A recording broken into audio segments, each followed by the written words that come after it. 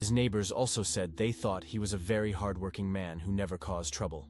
Despite the fact that he had no criminal record and did not fit the profile of a man capable of raping and killing a girl, the police decided to investigate him. They were also able to obtain a search warrant from a judge for the van used by Coley. They were able to find the vehicle parked outside his workplace. It was very strange that the man had left the van at his place of work, as he usually took it home. An examination of the back of the vehicle revealed blood and seminal fluid that matched the sample found on Hannah's body. It belonged to the same person, and the blood found in the back seat of the car was the victim's blood. This man thus became the authorities' main and only suspect in the crime.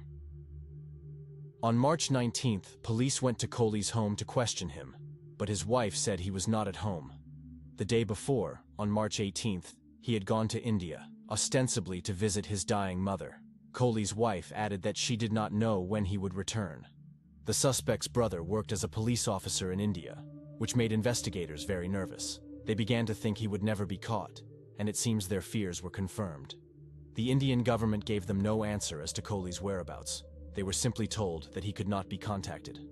At the time, officers suspected that his family was helping him hide, but the man's father appeared on Indian television, saying that if his son had committed a crime, he should pay for it.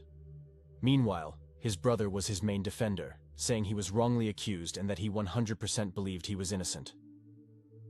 On the 28th or 29th, Maninder's wife called and said there was a problem or something, that they were being falsely accused, and she was also being harassed. So he needs to go back to the UK, but I know for a fact that he is not guilty. If he committed this crime, hang him. I will be the last person to defend him. Time passed, weeks turned into months, and finally a whole year had passed since Hannah's murder, and no one knew where Coley was. The girl's parents were desperate. They wanted their daughter's killer to go to jail, but with no response from either the UK or Indian government. They decided to travel to India to find out what had happened in Coley's case. The parents took advantage of the media of that country. They gave interviews on television, in newspapers, and even handed out flyers with their daughter's face and Coley's, urging people to report the man if they saw him. They also said they were prepared to pay a cash reward to anyone who provided information about the man wanted by authorities in England.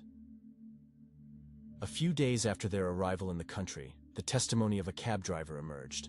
The cab driver said that a man with the same facial features as Coley got into his car. During the ride, they talked, and the man said that his name was Mike, that he lived in England, worked as a courier, and that he was currently on vacation in India. The cab driver passed all the information to the police, but unfortunately this did not help to find the man. On July 15, 2000,